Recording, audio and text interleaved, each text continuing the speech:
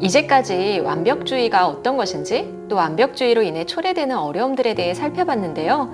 오늘은 행복한 완벽주의자로 살아가는 방법을 좀 살펴보려 합니다. 완벽주의가 나쁜 것만은 아니라는 걸 오늘 좀 얘기해 볼 수 있겠네요. 네, 싫은 소리 듣는 거 정말 못 참는 사람들이 완벽주의로 발전하는 경우들이 많잖아요. 그런 것 같아요. 완벽해야 싫은 소리를 안 들을 수 있으니까요. 그런데 완벽은 사실상 불가능한 거라 결국 우리는 그런 말들을 듣고 살죠. 그렇죠. 불편한 반응을 열심히 회피한 결과가 완벽주의를 만들기도 하는데요.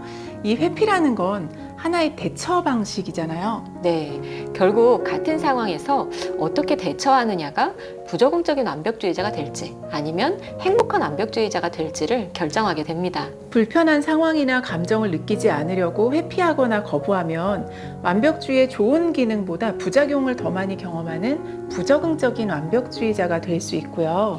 반면에 실패든 성공이든 그렇구나 하고 받아들일 수 있다면 행복한 완벽주의자로 지낼 수도 있어요. 다시 말해 완벽주의의 성향에 유연성만 가미된다면 가능한 거겠죠? 네. 그렇다면 행복한 완벽주의를 가진 사람들은 과연 어떤 모습일까요?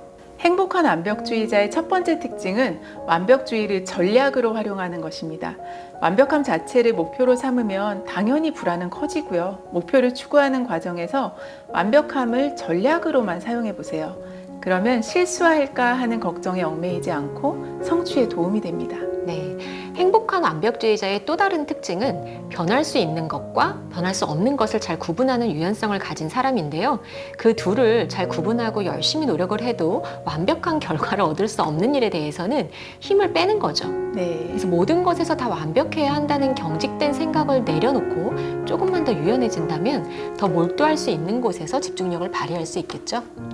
행복한 완벽주의자의 마지막 특징은 실패에 대해 자신을 탓하기보다 균형 잡힌 시각으로 해석하는 건데요.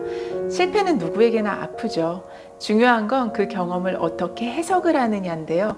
실패한 결과에 대해 자신을 비난만 하기보다 그 안에서도 긍정적인 의미를 찾아내는 것이 건강한 완벽주의자로 살아가는 방법입니다. 여기서 말하는 긍정은 무조건 좋게 생각하는 것이 아니라 좋은 것 그리고 또 아쉬운 것 이 둘 다를 인정하는 건데요. 항상 좋은 결과만 있을 수는 없잖아요. 그렇죠. 예를 들면 발표를 망쳤을 때 아니야, 나 잘한 거야, 이렇게 세뇌하라는 건 아니고요. 발표하면서 좀 더듬은 건 사실이야. 하지만 전하려고 했던 메시지는 다 전한 것 같아. 이러한 인정이 자신에 대한 현실적인 긍정이라고 할 수 있습니다. 그럼 우리가 행복한 완벽주의자가 되기 위해 실천할 수 있는 구체적인 팁 몇 가지만 알아볼까요? 첫 번째 팁은 생각의 스펙트럼을 넓히는 것입니다. 부적응적 완벽주의 경향을 가진 사람들이 대부분 이분법적인 사고를 한다는 연구 결과들이 있는데요.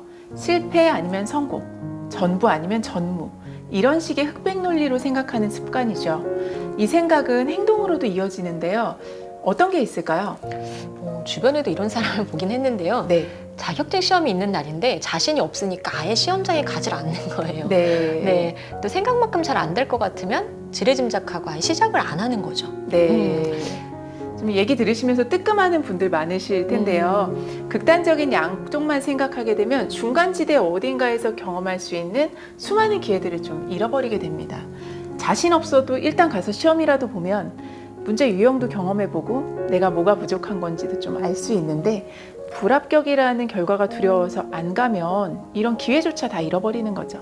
네, 이분법적 사고는 행복한 완벽주의로 지내는데 불리한 결과를 만들어요. 그리고 사고의 스펙트럼을 넓히기 위해서는 내가 생각한 것을 수치화해보는 것도 도움이 됩니다. 만약 실패라고 생각했다면 100%의 실패인지 아니면 80인지 60인지 이렇게 수치화해보는 거죠. 네, 사실 우리 삶에 100%나 0%는 현실적으로 잘 없잖아요. 그렇죠. 그런데 수치화하기 전엔 모호하게 전부 다 망친 것 같거든요. 네. 그래서 실패를 부분적으로 이렇게 나눠보거나 좀 다양한 방식의 해석을 해보는 것도 생각의 스펙트럼을 확장시켜주는 방법이 될 수 있습니다. 네, 사고의 수치화는 이분법적인 생각에 빠져들지 않을 정말 좋은 방법인 것 같아요. 행복한 완벽주의자로 지내기 위한 두 번째 팁은 우리의 언어인데요.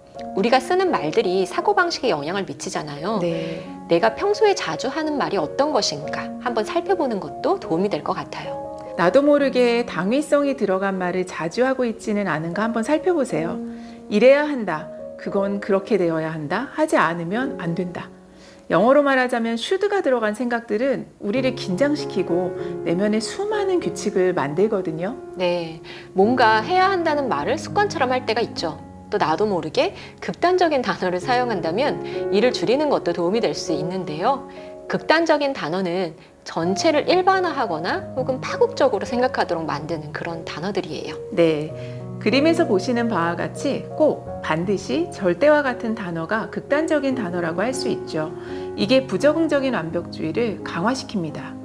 언어 습관은 알아차리고 좀 바꿔볼 수도 있을 것 같은데요. 네. 그런데 안 그러려고 해도 나도 모르게 자신에 대해 탓하고 또 비난할 때가 있잖아요. 네. 그럴 때는 어떻게 하면 좋을까요? 네, 이 부분이 행복한 완벽주의로 살기 위한 세 번째 팁입니다. 완벽주의에 지배받지 않으려면 우선 나에게 관대해지는 게 필요한데요. 스스로에 대한 부정적인 생각이 들 때 자기 비난을 자기 자비로 대체하는 거예요. 아, 자기 자비요. 그런데 이 개념이 익숙치 않은 분들은 굉장히 어색하게 느껴질 수 있을 것 같아요.